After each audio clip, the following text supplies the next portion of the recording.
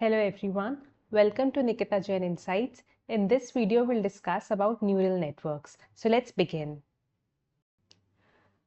So before understanding what is neural networks, let's first discuss about what is the difference between these three fields: artificial intelligence, machine learning and deep learning, right?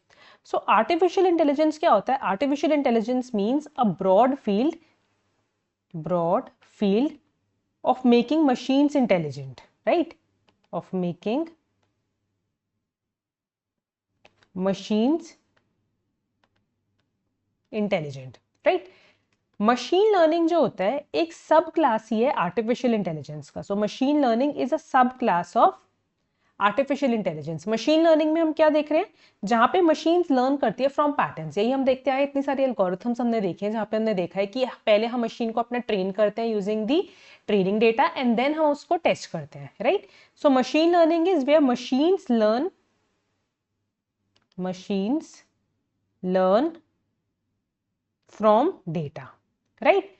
Deep learning जो होता है वो सब field ही है machine learning का, right? So सबसे broader field मेरे पास आर्टिफिशियल इंटेलिजेंस है. So basically artificial intelligence, machine learning, deep learning, यहाँ पे हम क्या कर रहे हैं?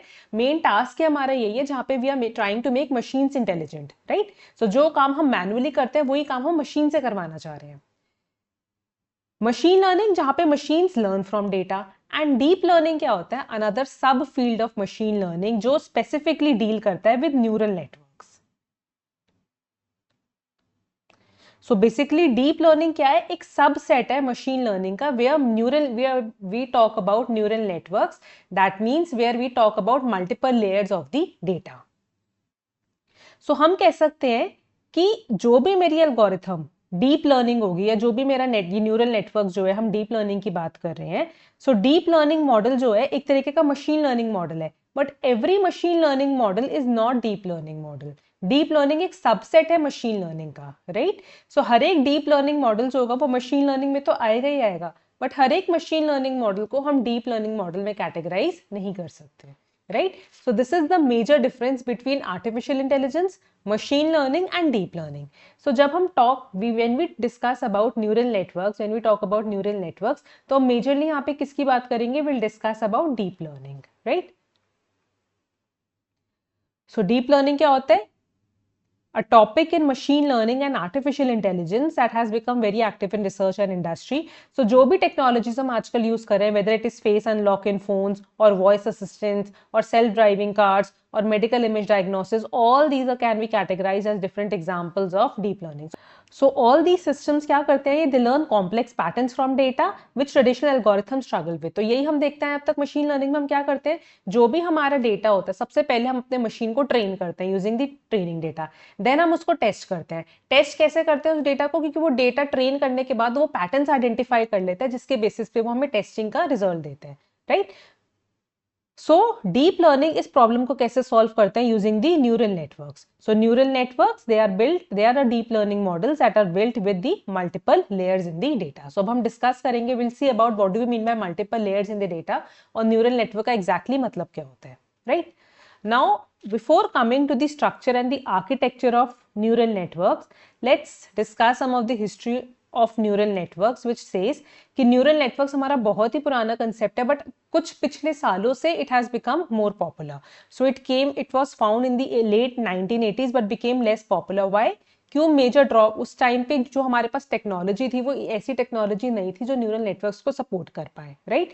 सो अदर बहुत सारी दूसरी एल्गोरिथम्स थी लाइक एसवीएम्स हो गए, सपोर्ट वेक्टर मशीन, जिनको हम आगे देखेंगे अभी कि क्या होते हैं support vector machines, and boosting, random forest. ये कुछ ऐसी एल्गोरिथम्स थी जो हमको बेटर रिजल्ट दे रही थी as compared to neural networks at that time, right? Why? Because ये जो मेथड्स है they required less tuning and they worked well with a smaller data sets and less complex architecture जो neural networks का नहीं होता था, right?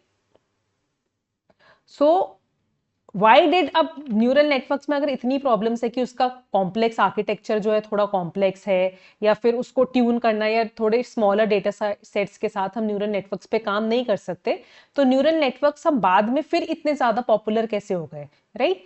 So major reason जिसकी वजह से न्यूरल नेटवर्क्स हमारे पॉपुलर हुए वो थे, the first was the huge data sets, right? अब जैसे जैसे टेक्नोलॉजी बढ़ती गई, यूजर्स बढ़ते गए उन प्लेटफॉर्म्स को यूज करने वाले, तो कंपनी जैसे गूगल हो गई या फेसबुक हो गई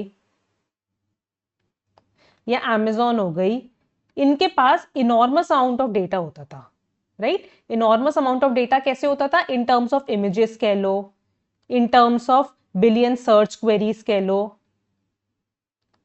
इन terms of large data sets कह लो, राइट? अब इसने लार्ज और इनॉर्मस अमाउंट ऑफ डेटा को प्रोसेस करने के लिए न्यूरल नेटवर्क्स हमारी एक बेस्ट अप्रोच होती थी, राइट? जो इन इनॉर्मस और wide amount of data sets के साथ जो है वो इजीली वर्क कर सकता है. So that was one of the reasons जिसकी वजह से neural networks became popular, because they can work with enormous amount of data. The second major reason was that neural network supported was the powerful hardware, right? अब जो हमारे neural networks होते हैं, neural networks की जो training होती है, they requires massive computations. Training of neural networks require massive computations. Earlier जो हमारे कंप्यूटर्स होते थे वो सेंट्रल प्रोसेसिंग यूनिट सिंपली उनमें यूज होता था, तो पैरेलल कंप्यूटिंग अगर मुझे करनी हो वो हम उसमें सपोर्ट नहीं कर पाते थे. पर जैसे जैसे टेक्नोलॉजी एडवांस हुई, आपका हार्डवेयर एडवांस हुआ, हार्डवेयर और ज्यादा पावरफुल होता गया, तो हमारे पास अब आज के टाइम पे हम देखें, हमारे पास जीपीयूज है, ग्राफिक प्रोसेसिंग यूनिट्स हैं, हम पैरेलल कंप्यूटिंग साथ साथ कर सकते हैं, हम क्लाउड कंप्यूटिंग साथ साथ कर सकते हैं. सो इस इतने पावरफुल जैसे जैसे हार्डवेयर हमें सब हार्डवेयर से सपोर्ट मिलता गया, तो न्यूरल नेटवर्क्स की जो रिक्वायरमेंट है या उनकी जो ईज है उनको यूज करने की वो और ज्यादा बढ़ गई. The next reason was कि जिसकी वजह से neural networks became popular was the new architecture. अब विद टाइम रिसर्चर्स ने बहुत पावरफुल न्यूरल नेटवर्क्स जो है वो डिजाइन करे, जैसे हमारे पास आए CNN, which are convolutional neural networks. Convolutional neural networks क्या होते हैं? जो बेसिकली इमेज रिकॉग्निशन वगैरह में यूज होते हैं, राइट? अनदर हमारे पास आए एक RNN, which are recurrent neural networks. Recurrent neural networks क्या होते हैं? जो टेक्स्ट एंड टाइम सीरीज में यूज होते हैं, text and time series, right? तो जो मेरे स्पीच रिकॉग्निशन सिस्टम्स हो गए, जैसे सिरी हो गया, अलेक्सा हो गया, ये सारे क्या यूज करते हैं? ये RNN को ही यूज करते हैं. सो रिसर्चर्स के साथ हमारा आर्किटेक्चर भी और बेटर होता गया, जिसकी वजह से न्यूरल नेटवर्क्स को और ज्यादा सपोर्ट मिलता गया. And that is why these are the three major reason जिसकी वजह से न्यूरल नेटवर्क्स आज की डेट में बहुत ज्यादा पॉपुलर है. Now coming to the architecture of neural networks. तो बेसिकली हम दो टाइप के न्यूरल नेटवर्क्स के बारे में डिस्कस करेंगे. One is single layer neural networks and the second is multi-layer neural networks. So first we are discussing about the single layer neural networks. तो किसी भी न्यूरल नेटवर्क के आर्किटेक्चर में मेरे पास तीन लेयर्स होती हैं.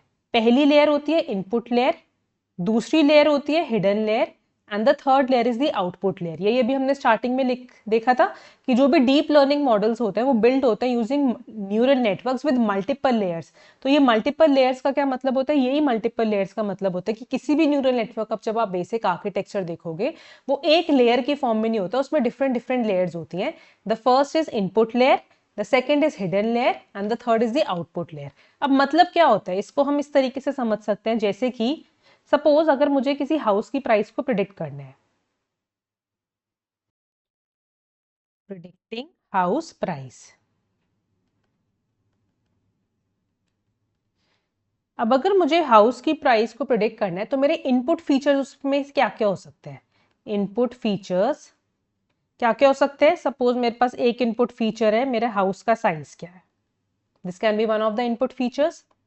Another input feature can be number of bedrooms.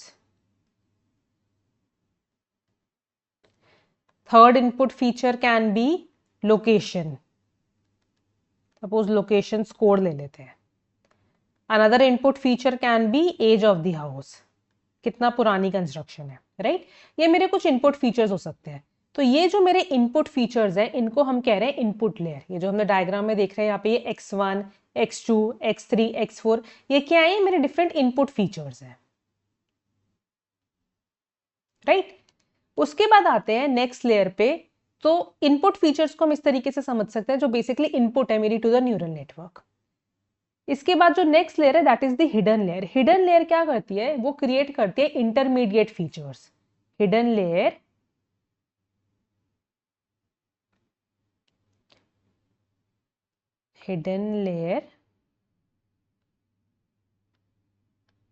creates intermediate features, right? अब इंटरमीडिएट फीचर्स या हिडन लेयर का क्या मतलब है? इंटरमीडिएट फीचर्स का मतलब ऐसी चीजें जो मॉडल खुद कंप्यूट कर रहा है, हम मॉडल से नहीं कह रहे, हम तो उसको सिर्फ इनपुट दे रहे हैं। ये फीचर जो है हिडन लेयर के, वो मॉडल खुद कंप्यूट कर रहा है। जैसे क्या क्या फीचर्स हो सकते हैं? जैसे हिडन फीचर एक हम ले लेते हैं, एक हिडन फीचर है A1, इसको हम ले लेते हैं जैसे कि लग्जरी स्कोर। जो भी हमने इनपुट फीचर्स दिए उसके बेसिस पे ये हिडन फीचर है जो मॉडल ने खुद कंप्यूट किया। हिडन फीचर A1 ले लेते हैं। देन दूसरा ले लेते हैं हिडन फीचर A2, इसको ले लेते हैं let's say space efficiency. Then तीसरा हिडन फीचर ले लेते हैं लेट्स से नेबरहुड क्वालिटी।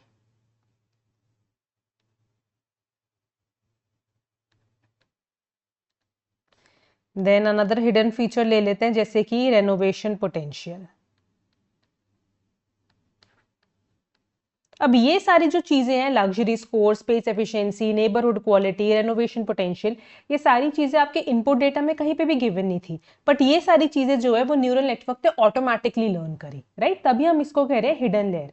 अभी अगर हम इस डायग्राम में देखें तो ये जो गिवन है यहाँ पे, ये A1, A2, A3, A4, A5, ये क्या है? ये सारे हिडन फीचर्स हैं जो मॉडल ने खुद लर्न करे, राइट? ये हमने एक्सप्लिसिटली इनपुट के साथ नहीं दिए थे। दीज आर द फीचर्स जो मॉडल ने खुद कंप्यूट करे हैं, right? And based on the input layer and the hidden layer features, हमें final output मिलती है which is given by this output layer, right? So basically ये सारे features को हम combine करते हैं, input features को भी, आपके hidden layer features को भी, in order to get the final output, and in this case the final output is a predicted house price. तो ये जो आपको final output मिल रहा है, a function of fx which is giving the output y, this is my final predicted house price. So this is what we mean by the 3 layers of neural network. तो इसको हम ऐसे भी समझ सकते हैं, ये जो मेरे कॉरेस्पॉन्डिंग सर्कल्स हैं हर एक लेयर पे, these are nothing but the neurons. जैसे हमारा ब्रेन जो होता है वो प्राइमरीली कंपोज होता है न्यूरॉन से, जो आपके इंफॉर्मेशन को ट्रांसफर करते हैं from one cell to another neuron और one axon of neuron to another axon of neuron. तो उसी तरह ये जो न्यूरॉन्स होते हैं ये क्या कर रहे हैं? ये आपके इंफॉर्मेशन को प्रोसेस कर रहे हैं, इंफॉर्मेशन को प्रोसेस कर रहे हैं, मेरे पैटर्न्स को रिकॉग्नाइज कर रहे हैं, and on the basis of the pattern recognition आपके डिसीजन मेकिंग कर रहे हैं। तो हर एक लेयर पे मेरे न्यूरॉन्स हैं। जो मेरी इनपुट लेयर पे जो न्यूरॉन्स हैं, these are known as my input features. जो मेरी हिडन लेयर पे न्यूरॉन्स हैं, these are known as my activation functions. और जो मेरी आउटपुट लेयर पे जो न्यूरॉन है, this is my final neuron, जो मेरी फाइनल आउटपुट है, राइट? सो अब हम देखेंगे कि कैसे ये हिडन लेयर पे काम होता है एंड कैसे आपकी इंफॉर्मेशन प्रोसेस होती है। सो बेसिकली इन ब्रीफ अगर हम देखें तो हर एक लेयर पे ये जो आपका इनपुट लेयर का न्यूरॉन है और ये जो आपका हिडन लेयर का एक्टिवेशन फंक्शन न्यूरॉन है, यहाँ पे क्या होता है? एक वेट होता है, right? Let's call it some weight, some beta naught, beta 1, beta 2, ये हमारे वेट्स होते हैं। तो बेसिकली ये जो आपका इंटायर न्यूरल नेटवर्क आर्किटेक्चर है, it is nothing but weighted sum and the activation function, इन दोनों के मिक्सचर से हमारा बनता है final output. Now let's see how the working of this neural network take place। तो जो भी मेरी फाइनल प्रिडिक्शन होती है, अब मैथमेटिकली इसको देखते हैं कि मैथमेटिकली कैसे इक्वेशंस वर्क करती हैं। तो जो मेरी फाइनल प्रिडिक्शन की इक्वेशन होती है वो क्या होती है? Final prediction equation.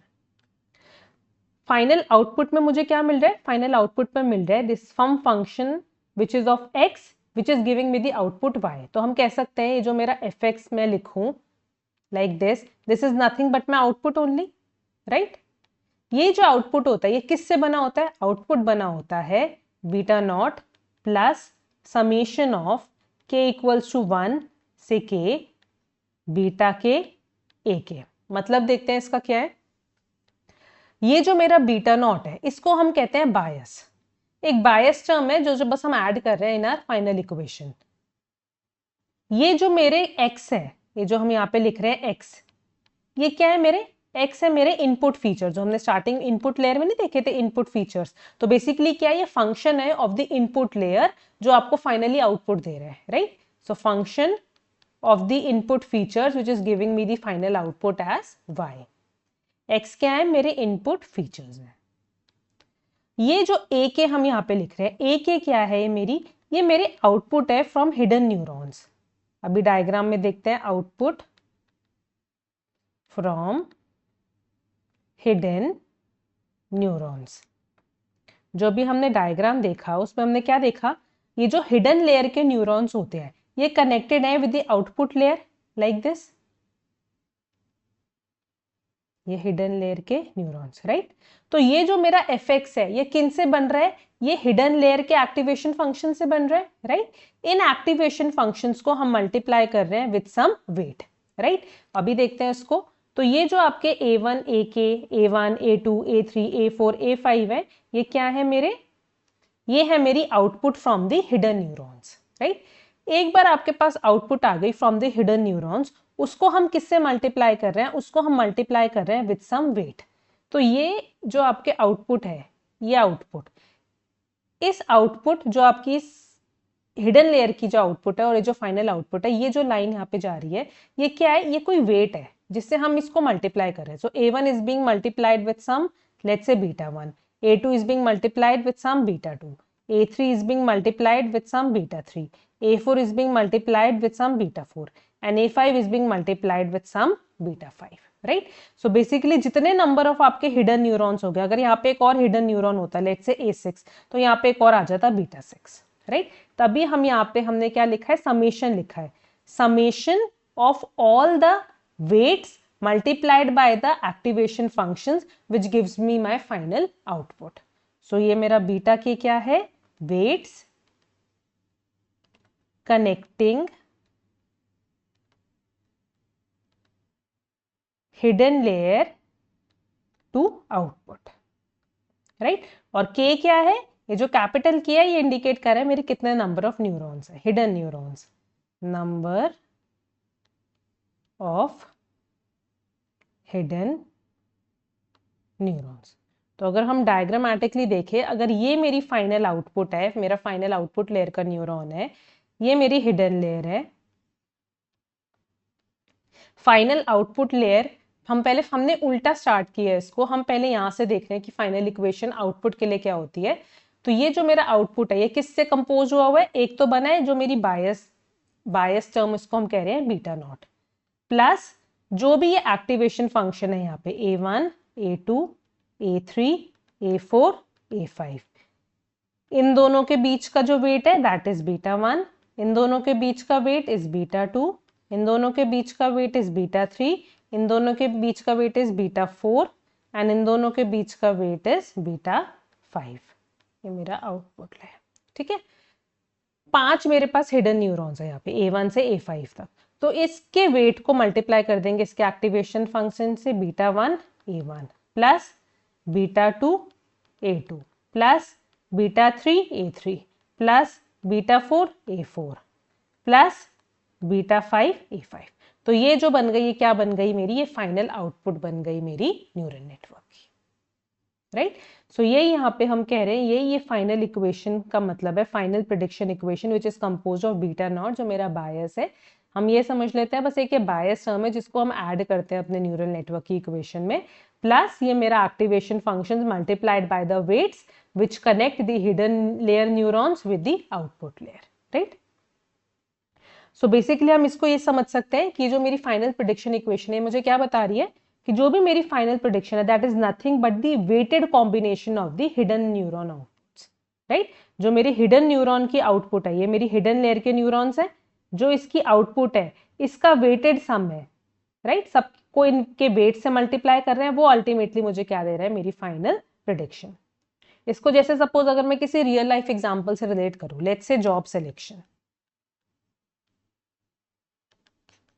सपोज कोई भी कंपनी है वो इवेल्युएट करती है कैंडिडेट को based on the hidden qualities, right. अब हिडन क्वालिटीज यहाँ पे क्या हो सकती है, हिडन क्वालिटीज को हम ले लेते हैं, मेरे पास हिडन न्यूरॉन्स है, हिडन लेयर के क्या क्या न्यूरॉन्स है, a1 है, which is technical ability of the candidate.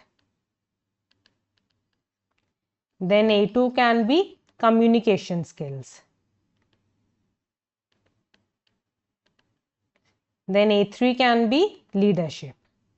तो कोई भी कंपनी जो है कैंडिडेट की परफॉर्मेंस को असेस कर रही है based on these 3 hidden qualities, right. तो जो कैंडिडेट का फाइनल हायरिंग स्कोर होगा, सपोज आउटपुट है मेरा फाइनल हायरिंग स्कोर, तो वो किन चीजों से बना होगा? दैट विल बी जो भी एक वेट है multiplied by the technical ability plus some weight corresponding to the communication skill plus some weight, let's say 0.1 corresponding to this leadership, right? So basically ये जो मेरा स्कोर है वो कंबाइन कर रहा है हिडन लेयर के फीचर्स को, हिडन लेयर का जो भी आउटपुट है with the corresponding weight in order to get the final output, right. Now अब हमने ये तो देख लिया कि जो मेरी फाइनल प्रेडिक्शन इक्वेशन है वो किससे बनी होती है, राइट। ये जो मेरी फाइनल प्रेडिक्शन इक्वेशन है, जो मेरी फाइनल आउटपुट है वो इससे बनी होती है। अब इसमें ये सारी चीजें तो ठीक है, बीटा नॉट चलो बायस टर्म है आपको गिवन होगा, बीटा के क्या है वेट्स हैं जो कनेक्ट कर रहे हैं हिडन लेयर के न्यूरॉन्स को विद आउटपुट, वो भी आपको गिवन होंगे। ये जो एक्टिवेशन फंक्शन है ये कैसे बन रहा है, राइट। तो अब हमें देखना है कि ये जो हिडन लेयर की इक्वेशन है, ये जो ए के हम बात कर रहे हैं, जो एक्टिवेशन फंक्शन है, ये जो एक्टिवेशन लेयर, जो हिडन लेयर के जो न्यूरॉन्स हैं A1, A2, A5, ये कैसे बन रहे हैं, इनको हमें कैसे कैलकुलेट करना है। So the next thing that we want to see is hidden layer equation. जो पहले वाली थी that was my final prediction equation, now we are considering hidden layer equation. तो यही एक डिफरेंस होता है between single layer neural networks and multi layer neural networks, की सिंगल लेयर न्यूरल नेटवर्क्स में जो मेरी हिडन लेयर होती है वो एक है, हम सिर्फ एक ही हिडन लेयर की बात कर रहे हैं। इससे पहले क्या है, मेरे इनपुट फीचर्स हैं, ये सारे मेरे इनपुट फीचर्स हैं जो कंबाइन कर रहे हैं मेरे हिडन लेयर के न्यूरॉन्स को। बट हिडन लेयर जो होती है सिंगल लेयर न्यूरल नेटवर्क्स में एक होती है, मल्टी लेयर न्यूरल नेटवर्क्स में हम देखेंगे जहां पे एक से ज्यादा हिडन लेयर भी हमारे पास हो सकती है। तो हिडन लेयर की इक्वेशंस हम कैसे डिफाइन करते हैं, hidden neurons are defined by the equation, hidden neurons कौन से मेरे, वो A1, A2, A3, राइट, वो सारे मेरे हिडन न्यूरॉन्स हैं, उनको हम डिफाइन करते हैं। सो ईच ए के इज डिफाइंड एज, चाहे ए के ले लो या एच के ऑफ एक्स ले लो, मतलब हिडन लेयर के क्या डिनोट कर रहा है, आपका न्यूरॉन डिनोट कर रहा है। तो हिडन लेयर 1 पे जो भी मेरे इनपुट फीचर्स आ रहे हैं, हिडन लेयर 2 पे जो भी मेरे इनपुट फीचर्स आ रहे हैं, जैसे ये मेरे इनपुट फीचर्स हैं, राइट, इसको हम ले लेते हैं x1, x2, x3, x4, x5। तो हिडन लेयर 1 पे ये मेरी हिडन लेयर 1 है A1, इस पे इनपुट फीचर्स कहाँ से आ रहे हैं, लेट्स से उस पे इनपुट फीचर्स आ रहे हैं x1 से, देन x2 से, देन x3 से, देन x4 से एंड देन x5 से, राइट। सिमिलरली हिडन लेयर 2 पे इनपुट फीचर्स कहाँ से आ रहे हैं, हिडन लेयर 2 पे इनपुट फीचर्स आ रहे हैं x1 से, x2 से, x3 से, x4 से, x5 से। हिडन लेयर 3 A3, इस पे इनपुट फीचर्स कहाँ से आ रहे हैं, and similarly for the rest of the hidden layer neurons, let's say इस पे आ रहे हैं x1 से, x2 से, x3 से, x4 से, x5 से and so on for the rest of the 2। तो इसीलिए हम इसको यहाँ पे लिख रहे हैं कि या तो आप एक्टिवेशन फंक्शन ए के लिख लो, के डिनोट कर रहा है यहाँ पे, के डिनोट कर रहा है कि कितने नंबर ऑफ मेरे न्यूरॉन्स हैं, राइट। यहाँ पे हमारे पास 5 हिडन लेयर के न्यूरॉन्स हैं, तो सबसे पहले हम बात कर रहे हैं A1 की, then A2, then A3, then A4, then A5। तो चाहे अगर मैं सिर्फ A1 की बात करूँ तो चाहे आप इसको ए के जनरलाइज करने के लिए एक लिख लो, या फिर आप इसको ऐसे भी लिख सकते हो। हिडन लेयर 1 का जो न्यूरल नेटवर्क है that is defined by this. क्या इक्वेशन है इसकी, इसकी होती है G W K naught plus summation of J equals to 1 to P W K J X J। क्या मतलब है इसका, ये बताता है कि हर एक हिडन लेयर का जो न्यूरॉन है वो कैसे काम कर रहा है, राइट। सो इसको हम इसको 2 स्टेप्स में समझते हैं। ये मेरी बेसिक इक्वेशन है हिडन लेयर्स के न्यूरॉन्स को कैलकुलेट करने के लिए, राइट। इसको 2 स्टेप्स में समझते हैं। सबसे पहले हम समझते हैं जो हमें यहाँ पे गिवन है, step 1, linear combination of input. Linear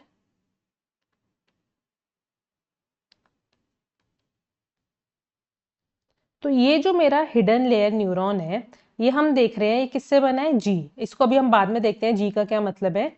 W K not, again इसको समझ लो एक तरीके का बायस है, जैसे हमने पहले वाले में देखा था बायस है बीटा नॉट, ऐसे ही यहाँ पे एक ये बायस है, plus summation, again weighted sum है J इक्वल्स टू 1 से P इंडिकेट कर रहे हैं मेरे कितने नंबर ऑफ फीचर्स हैं या प्रिडिक्टर्स हैं। वेटेड सम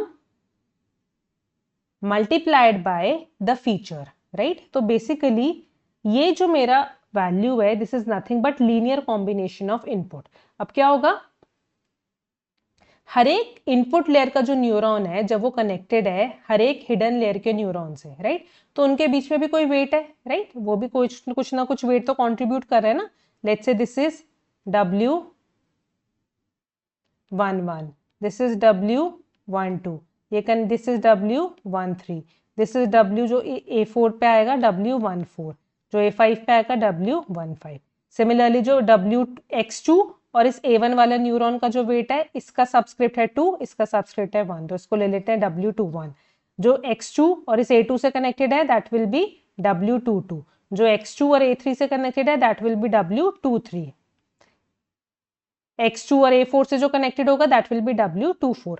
तो हर एक इनपुट लेयर का जो न्यूरॉन है जब वो कनेक्टेड है with the hidden layer neuron, तो उनके बीच में भी एक वेट है, राइट। तो जो भी मेरा वैल्यू है, सबसे पहले हम क्या कंप्यूट करते हैं, हम कंप्यूट करते हैं इसी लीनियर कॉम्बिनेशन ऑफ इनपुट को। तो हमारे पास ब्रैकेट के अंदर क्या टर्म गिवन है, ये जो ब्रैकेट है इसके अंदर गिवन है ये WK not plus summation of WKJ XJ। तो इसको हम ऐसे लिख सकते हैं WK नॉट प्लस, अगर मेरे पास सबसे पहले लेते हैं K की वैल्यू एज 1, सबसे पहले हम A1 के लिए कैलकुलेट कर रहे हैं ना, तो K की वैल्यू लेते हैं 1 एंड J भी मेरा 1 है, तो ये क्या हो गया W, इसको 1 ही ले लेते हैं in order to avoid confusion. सबसे पहले इसको लेते हैं, फर्स्ट न्यूरॉन की हम बात करें W10 plus WK1 X1, not K1,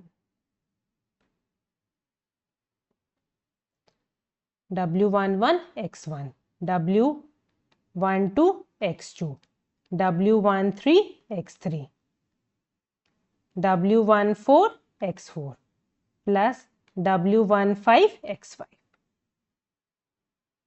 इस पे आते हैं W11 multiplied by X1, then W12 multiplied bye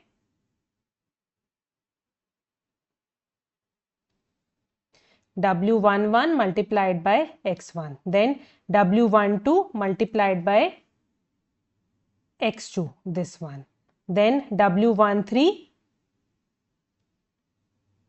multiplied by X3, then W14 multiplied by X4, then W15 multiplied by X5, right? तो हर एक लेयर पे हम क्या कंप्यूट कर रहे हैं, हमें linear combination of input compute कर रहे हैं। सिमिलरली जब न्यूरॉन 2 जब आप देखोगे 2 के लिए, सेकेंड न्यूरॉन के लिए, तो इसके लिए क्या हो जाएगा W20 plus W21 X1, W22 X2 plus W23 X3 plus W24 X4 plus W25 X5। Similarly for third, similarly for fourth, similarly for 5.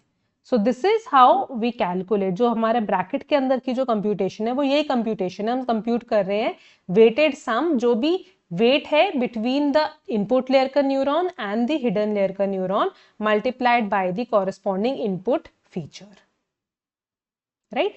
So this is just, ये जो आपके X1, X2, X3 है ये क्या है, मेरे इनपुट फीचर्स हैं, और ये जो WKJ है ये क्या है, ये मेरे वेट्स हैं। So these are my features and these are my weights. तो हम सिंपली कह सकते हैं this is nothing but weighted sum of inputs, जो हमें कह रहे हैं W k naught plus summation j equals to 1 to p W k j x j. ये क्या है? This is nothing but weighted sum of inputs. इसको जैसे हम ऐसे भी समझ सकते हैं, जैसे मुझे किसी स्टूडेंट का इवैल्यूएशन करना है, राइट? अब स्टूडेंट का इवैल्यूएशन, सपोज मेरे पास 3 फीचर्स गिवन है स्टूडेंट के लिए। एक है स्टडी आवर्स, सेकेंड फीचर है let's say attendance, and third feature है लेट्स से प्रीवियस ग्रेड्स। तो मुझे जो हिडन न्यूरॉन है वो मेरा कैसे कंप्यूट होगा? Hidden neuron let's say score ले लेते हैं, वो कैसे कंप्यूट होगा? कोई भी weight multiplied by study hours plus some weight let's say 1 multiplied by x2 plus some weight multiplied by x3। तो कुछ नहीं हो रहा, जो हिडन, जब हम हिडन लेयर से आउटपुट के बीच की इक्वेशन देख रहे थे वहां पे क्या हो रहा था? जो वेट था हिडन लेयर और आउटपुट लेयर के बीच का जो वेट था उसको मल्टीप्लाई कर रहे थे हिडन लेयर के न्यूरॉन से। अब इनपुट लेयर की हम बात कर रहे हैं, तो जो इनकी दोनों के बीच में वेट है उसे मल्टीप्लाई कर रहे हैं इनपुट फीचर से, राइट? तो ये मेरा बन जाएगा हिडन लेयर के न्यूरॉन की वैल्यू। तो अब अगर हम इन वेट्स को देखें, इससे मुझे क्या पता लग रहा है? वेट्स इंडिकेट करते हैं आपकी कितनी इंपॉर्टेंस क्या है, राइट? तो जो जिस फीचर की जितनी इंपॉर्टेंस होगी उसके कॉरेस्पॉन्डिंग उसका जो वेट होगा वो उससे आपको उतना पता चल जाएगा। अब इन तीनों में सबसे ज्यादा वेट किसका साइन है? ये जो स्टडी आवर्स है इसके ये सबसे ज्यादा हाईएस्ट वेट से मल्टीप्लाई हो रहा है। तो ये क्या इंडिकेट कर रहे हैं कि जो स्टडी आवर्स है वो डेफिनेटली थोड़े मोर इंपॉर्टेंट है compare to attendance, right? So जो वेट्स हैं वो इंडिकेट करते हैं आपकी इंपॉर्टेंस क्या है उस पर्टिकुलर फीचर की। तो ये तो हमने इतना पार्ट समझ लिया। अब इसके आगे हम ये जी देख रहे हैं। इस जी का क्या मतलब है? ये जी इंडिकेट कर रहा है आपका एक्टिवेशन फंक्शन। तो ये जो हमने 2 स्टेप्स देखे इस इक्वेशन को समझने के लिए, पहला स्टेप क्या था? सबसे पहला था हम कंप्यूट करते हैं लीनियर कॉम्बिनेशन ऑफ इनपुट। एक बार आपका ये linear combination of input compute हो गया ये, देन इसको हम इसके ऊपर हम लगाते हैं द एक्टिवेशन फंक्शन, जो होता है मेरा step 2। So my step 2 is apply the activation function.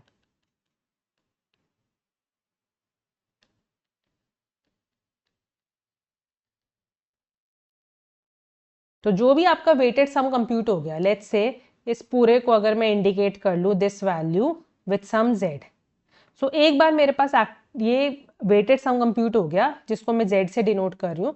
इसके ऊपर अब हम लगा देती हूँ मैं g of z which is my activation function. तो ये क्या फंक्शन करता है? ये जो फंक्शन है ये इस वैल्यू को ट्रांसफॉर्म कर देगा, राइट? तो जो ट्रांसफॉर्मेशन के बाद जो भी मेरी आउटपुट बनती है दैट इज माई ए के। जो हम एक्टिवेशन ऑफ न्यूरॉन की बात नहीं कर रहे थे अभी डायग्राम में, जो हम A1, A2, A3, A4 को डिनोट कर रहे थे, that is nothing but my activations. तो ये मेरी एक्टिवेशन किससे बनती है? Which is this is how it works. जो भी आपका वेटेड सम आता है उस पर आप एक्टिवेशन लगा देते हो in order to transform the value. तो बेसिकली हम इसको ऐसे भी समझ सकते हैं। सो अब इसको यहाँ पे एक और चीज लिख लेते हैं, जो मेरा z है, this is z, this is nothing but my that activation जो अभी हमने लिखी है, w k1 x1 plus w k2 x2 so on, right? इसको हम ऐसे भी समझ सकते हैं जैसे लोन अप्रूवल की बात करते हैं। अब अगर एक बार बैंक जो है उसको कस्टमर का लेट्स से क्रेडिट स्कोर पता चल गया, एक बार उसने स्कोर कैलकुलेट कर लिया। अब on the basis of the score, suppose जो स्कोर है वो 3 चीजों से बना है, 3 फीचर से बना है, income plus credit history plus assets. एक बार बैंक को आपका क्रेडिट स्कोर पता चल गया, उसके बाद क्या करता है बैंक जो होता है एक रूल अप्लाई करता है कि अगर स्कोर जो है वो लो है तो रिजेक्ट कर दो लोन एप्लीकेशन को, और अगर स्कोर जो है वो हाई है तो एक्सेप्ट कर दो लोन अप्रूवल को, राइट? सो ये जो डिसीजन रूल है ये एक तरीके का एक्टिवेशन फंक्शन ही है। एक बार आपके पास वेटेड सम की वैल्यू आ गई, आप उसको ट्रांसफॉर्म कर रहे हो एक ऐसी वैल्यू में जिसके बेसिस पे आपको डिसीजन लेना आसान हो, राइट? अब ये जो आपको वेटेड सम से वैल्यू मिलेगी, ये तो वैल्यू कितनी भी बड़ी हो सकती है, राइट कितनी भी बड़ी है हमारी ये वैल्यू हो सकती है, बट इस वैल्यू पे जब हम एक्टिवेशन फंक्शन लगा रहे हैं तो वो वैल्यू मेरी ट्रांसफॉर्म हो जाएगी 0 और 1 के बीच में, राइट तो यही मेरा एक्टिवेशन फंक्शन करता है। और क्यों हमें इस एक्टिवेशन फंक्शन की जरूरत है? So now the question is, ये हम एक्टिवेशन कर तो रहे हैं बट हमें इस एक्टिवेशन फंक्शन लगाने की जरूरत क्या है? एक बार जब आपको वेटेड सम ऑफ इनपुट मिल गया देन क्यों आप उस पर एक्टिवेशन फंक्शन लगा रहे हो? So why activation functions are needed?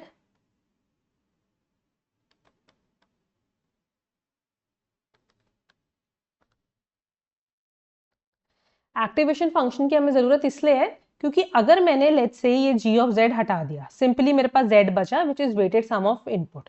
अब उस वेटेड सम पे मैंने एक्टिवेशन फंक्शन नहीं बनाया तो क्या होगा? जो भी मेरा फाइनल मॉडल है वो मुझे क्या दे रहा है? वो मुझे सिर्फ लीनियर कॉम्बिनेशन ऑफ इनपुट्स ही तो दे रहा है। हम वेट को मल्टीप्लाई कर रहे हैं फीचर से तो वो मुझे उसका लीनियर कॉम्बिनेशन ऑफ इनपुट्स ही दे रहा है, तो एक तरीके का ये तो लीनियर रिग्रेशन मॉडल ही हो गया।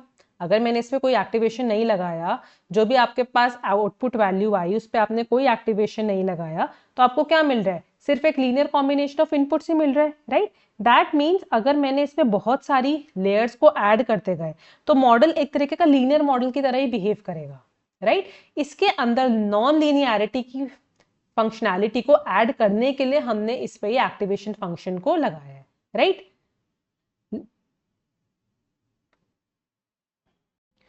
सो एक्टिवेशन फंक्शन लगाने से क्या होगा? जो भी मेरे न्यूरल नेटवर्क्स हैं they can now learn complex patterns also, क्योंकि वो जो नॉन लीनियरिटी का फंक्शनैलिटी थी वो तब तक नहीं आ पाती जब तक आप इसके ऊपर एक्टिवेशन फंक्शन नहीं लगाओगे, वरना तो ये simple linear combination of inputs की तरह ही बिहेव करेगा। नॉर्मल लीनियर रिग्रेशन मॉडल ही हो गया ये कोई न्यूरल नेटवर्क्स का काम तो इसने नहीं किया, राइट? सो इसीलिए एक्टिवेशन फंक्शंस की यहाँ पे जरूरत है। अब क्या क्या एक्टिवेशन फंक्शंस हम इसमें यूज कर सकते हैं? जैसे हम जो बेसिकली यूज करते हैं activation function that is g of z which is exponential function this one, या फिर अगर आप ऊपर नीचे e ऑफ z से डिवाइड कर दो तो क्या बन जाएगा? This also, right? तो this is the sigmoid activation function जो हम इसमें यूज करते हैं, सिग्मॉइड एक्टिवेशन फंक्शन। तो आपको कुछ नहीं करना, जो भी आपकी वैल्यू आ गई यहां तक, जो भी आपकी वैल्यू आ गई यहां तक, इस वैल्यू के ऊपर जो भी आपकी वैल्यू है इस पे आप इस सिग्मॉइड एक्टिवेशन फंक्शन लगा दो 1/1 plus e to the power minus z, और जो भी आपको वैल्यू मिलती है वो वैल्यू आ जाएगी आपकी उस पर्टिकुलर लेयर के हिडन न्यूरॉन की value, right? A1 A2 A3 A4 A5 similarly हम इस तरीके से कैलकुलेट करते जाएंगे। तो ये जो एक्टिवेशन फंक्शन है ये क्या करेगा? ये मेरे नंबर को कन्वर्ट कर रहा है into a value between 0 and 1, right? So basically probability की तरह हम इसको समझ सकते हैं। जैसे स्टूडेंट है, स्टूडेंट को सपोज मिला score z, right? Sigmoid activation function क्या करेगा? इस स्कोर z को कन्वर्ट कर देगा एक तरीके की प्रोबेबिलिटी में, राइट? प्रोबेबिलिटी ऑफ पासिंग समझ लो। लेट्स से जो स्टूडेंट का जो स्कोर है, लेट्स से स्टूडेंट का स्कोर अगर आ रहा है -3, तो प्रोबेबिलिटी क्या हो गई इसकी? 1 सिग्मॉइड एक्टिवेशन फंक्शन लगाओ इस पे 1/e टू द पावर 3, इसकी probability will be something equal to this. Similarly अगर z की वैल्यू है 0, सिग्मॉइड एक्टिवेशन फंक्शन लगाओ 1/e to the power 0, this will be 1 only, this will be equivalent to 0.5। So similarly ये जो sigmoid activation function है ये आपको क्या कर रहा है? क्लासिफिकेशन करने में मदद कर रहा है कि अगर ये वैल्यू है तो ये वैल्यू है तो इस क्लास में डाल दो, ये वैल्यू है तो इस क्लास में डाल दो, ये वैल्यू है तो इस क्लास में डाल दो। सो this is the purpose of the activation function. जो भी आपका रिजल्ट आ रहा है, चाहे कितना बड़ा है चाहे कितना छोटा है, उसको अल्टीमेटली हम स्क्वीज कर रहे हैं with the help of these activation functions. तो सिग्मॉइड एक्टिवेशन फंक्शन मेरा एक तरीके का एक्टिवेशन फंक्शन है। एक और मेरे पास एक्टिवेशन फंक्शन होता है विच इज दिस। इस एक्टिवेशन फंक्शन में हम कैसे वैल्यू कंप्यूट करते हैं? यहाँ पे जो भी आपका g ऑफ z है वो कैसे निकलता है? अगर मेरे z की वैल्यू, या जैसे जो भी स्टूडेंट का स्कोर है या बैंक का स्कोर है, वो अगर लेस देन 0 आ रहा है तो आप उसकी वैल्यू को 0 कर दो, और अगर उसकी वैल्यू आ रही है ग्रेटर देन और इक्वल टू 0 तो आपको वही वैल्यू उसको असाइन कर दो। बेसिकली अगर नेगेटिव इनपुट है तो हम क्या कर रहे हैं? नेगेटिव इनपुट में my output become 0, and basically if the output is positive, in that case जो मेरी पॉजिटिव आउटपुट है वही मेरी वैल्यू बन जाती है of this sigmoid activation function. So let's say अगर z की वैल्यू है -1, तो मेरी रिजल्ट ये आ जाएगा, एक्टिवेशन फंक्शन की वैल्यू क्या आ जाएगी 0, और अगर जी की वैल्यू है +1 तो एक्टिवेशन फंक्शन की क्या वैल्यू क्या आ जाएगी 1, राइट। नाउ अब हमने दो टाइप्स की इक्वेशंस देखी है। एक इक्वेशन जो देखी थी हमने वो देखी थी सबसे पहले जो मेरी आउटपुट लेयर की इक्वेशन थी, which was this one, final prediction equation. And दूसरी इक्वेशन जो हमने देखी विच इज दिस, जो है मेरी हिडन लेयर की इक्वेशन। तो हम दोनों को कंबाइन कर लेते हैं। फाइनल प्रेडिक्शन इक्वेशन क्या थी, beta naught plus summation of beta के ए के, और जो ए के हमने देखा है अभी उसको हम इसमें सब्स्टिट्यूट कर देते हैं। जो मेरी फाइनल इक्वेशन बनेगी for single layer neural network is f x equals to beta naught plus summation k equals to 1 to k, जो इंडिकेट कर रहे हैं द न्यूरॉन्स बीटा के। अब ए के की जगह हम क्या लिख देंगे, ए के की जगह हम लिख देंगे ये वाली इक्वेशन जो हमने यहाँ पे देखी थी, which is this, g of wk0 plus summation j equals to 1 to p wkj xj, g of wk0 plus summation j equal to 1 to p wkj xj. So this is my final equation, right, जहाँ पे beta K J indicate कर रहे हैं the weights between hidden layer neural network and the output layer, and WKJ indicate कर रहे हैं weights between the input layer neurons and the hidden layer neuron, and जो XJs है वो इंडिकेट कर रहे हैं मेरे input features. Now let's see one example related to this. Suppose मुझे एक न्यूरल नेटवर्क गिवन है विद इनपुट फीचर्स एज, दो इनपुट फीचर्स हैं x1 एंड x2। k की वैल्यू 2 है, दैट मीन्स 2 मेरे पास न्यूरॉन्स है यहाँ पे, हिडन लेयर के न्यूरॉन्स। एक मेरे पास हिडन लेयर का न्यूरॉन है ये h1x, और दूसरा है ये h2x, राइट। और जो मुझे यहाँ पे फंक्शन गिवन है वो गिवन है दिस, राइट। तो ये जो मेरे हिडन लेयर के जो न्यूरॉन नेटवर्क्स है, एक बार आपने इनको कंप्यूट कर लिया, इसकी वैल्यू कंप्यूट कर ली, फिर आपको इस पे एक्टिवेशन फंक्शन जो लगाना है वो क्या गिवन है, ये वाला, कि जो भी z की वैल्यू आई उसका आप स्क्वायर कर दो तो आपको वो एक्टिवेशन फंक्शन की वैल्यू मिल जाएगी, राइट। दो मेरे पास ये फीचर्स हैं x1 एंड x2। अब हमें यहाँ पे वेट्स भी गिवन है, वो भी लिख लेते हैं। लेट्स से ये हमें यहाँ पे वेट्स गिवन है, तो ये जो बीटा नॉट W1020 है तो हमारे बायस है, don't bother about these are 0 जो हमें गिवन है। बाकी के वेट्स इसमें लिख लेते हैं, ये मेरा आउटपुट लेयर है। तो वेट बीटा वन क्या इंडिकेट करता है, weight between hidden layer neuron 1 and the output layer, that weight is 1/4। Similarly beta two is hidden layer neuron 2 and the output layer, that is -1/4। Then W11, that means weight between this, W11, this is equivalent to 1.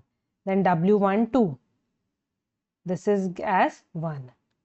Then W21, this is again 1. And W22, this is -1. So now on the basis of this मुझे compute करना है मेरी final output की value. Equation देखते हैं। सबसे पहले हम क्या लिखते हैं, f of x which is equivalent to, so f of x which is equivalent to beta naught plus, कितने न्यूरॉन्स हैं यहाँ पे, k की क्या वैल्यू है यहाँ पे, मेरी k की वैल्यू है 2,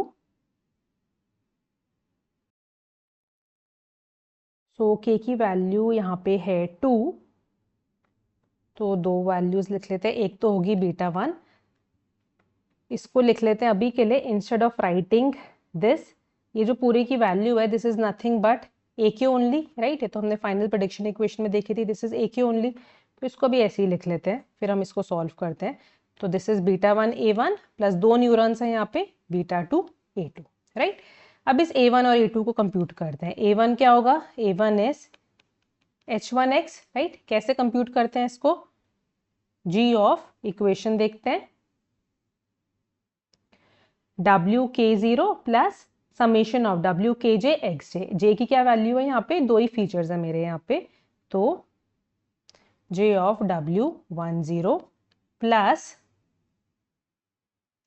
WKJ W11 multiplied by x1 plus W12 multiplied by x2, यही होगा इसकी वैल्यू, राइट। सब्स्टिट्यूट करते हैं, W10 की वैल्यू क्या गिवन है, W10 की वैल्यू गिवन है 0, तो 0 हो गया। W11 की वैल्यू क्या गिवन है, W11 की वैल्यू है 1, तो 1 हो गया। देन x1 की वैल्यू क्या गिवन है, x1 की वैल्यू, x1 तो हमें x1 ही गिवन है, कोई वैल्यू इसकी गिवन नहीं, तो 1 मल्टीप्लाइड बाय x1 हो गया, प्लस W12 की वैल्यू क्या गिवन है, W12 की वैल्यू भी गिवन है 1, और ये x2 हो गया, right. So this is g of x1 plus x2। Question में हमें क्या गिवन था कि ये जो भी आपका g ऑफ z होगा उसका आप स्क्वायर कर दोगे, राइट, वो मेरा एक्टिवेशन फंक्शन है। तो ये मेरे z की वैल्यू आई है, दिस इज माई z, इसका मैं स्क्वायर कर दूं x1 प्लस x2 का होल स्क्वायर, तो ये मेरे को क्या दे देगा, मेरी फाइनल वैल्यू दे देगा। तो a1 which is h1x is nothing but x1 plus x2 का whole square which is equivalent to x1 square plus x2 square plus twice of x1 x2। ये तो आ गई मेरी a1 की वैल्यू। अब निकालते हैं दूसरा एक्टिवेशन फंक्शन की value which is this a2। So a2 is h2x, क्या होगा, सब्स्टिट्यूट करते हैं, g ऑफ, क्या लिखेंगे, दूसरा न्यूरॉन है ये, तो W20 plus W21 x1 plus W22 x2, right, यही हो रहा है, W11 x1 and x2,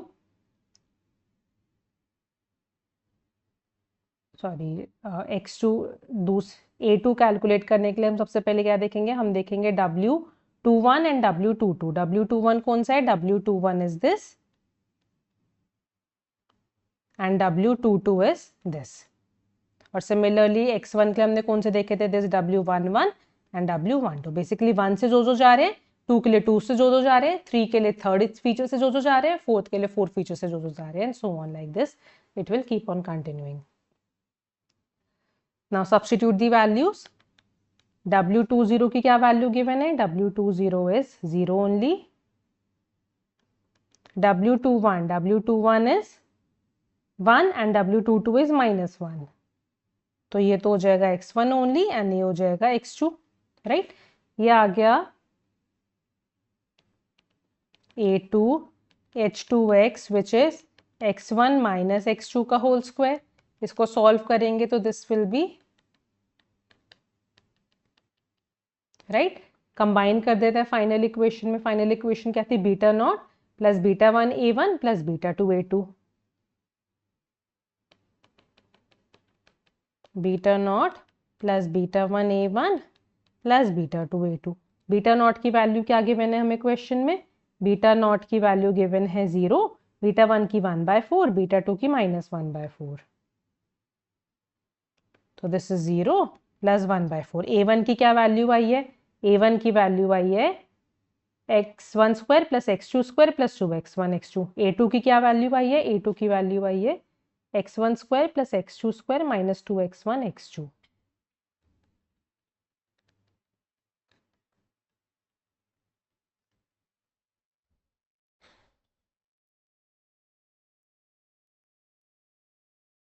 beta 2 की -1/4, a2 की वैल्यू आई है x1 square plus x2 square minus 2x1 x2। जब इसको सॉल्व करेंगे ये तो कैंसिल हो जाएगा इससे, सिमिलरली ये भी कैंसिल हो जाएगा इससे। यहाँ पे क्या बचेगा, 1/2 x1 x2, यहाँ पे क्या बचेगा 1/2 x1 x2, जिसकी क्या value I x1 x2। So this is my final output value. जो भी x1 x2 की वैल्यू क्वेश्चन में गिवन होगी उसको इसमें सब्स्टिट्यूट कर देंगे and we can get our answer. So this is how computation using single layer neural network works. In the next video, we'll see how multi-layer neural networks work. If you like this video, then do like and share this video and subscribe my channel. You can also follow me on Instagram on Nikita Jain Insights page and Learn with Nikita Jain page, where daily CS related questions are uploaded for practice. See you in the next video. Thank you.